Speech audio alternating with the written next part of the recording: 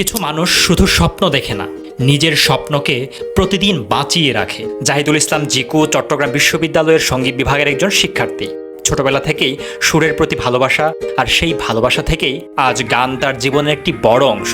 প্রথম দেখার কালে বন্ধু কথা দিয়েছিলে, ভুলিবে না মোরে এই জীবন গেলে, যদি না পাই সে কালে প্রেম যাইব বিফলে।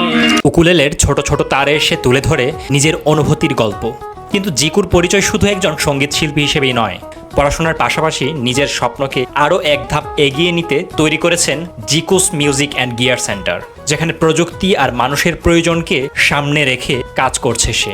এক হাতে উকুলেলের সুর, অন্য হাতে উদ্যোক্তার পথ চলা, একদিকে বিশ্ববিদ্যালয়ের জীবন, অন্যদিকে নিজের তৈরি করা একটি পরিচয়। জিকুর গল্প মনে করিয়ে দেয়, প্রতিভা তখনই পূর্ণতা পায় যখন তার সাথে থাকে পরিশ্রম আর সাহস। এটা শুধু একজন শিক্ষার্থীর গল্প নয়, এটা একজন স্বপ্নবাজ তরুণের পথ চলা।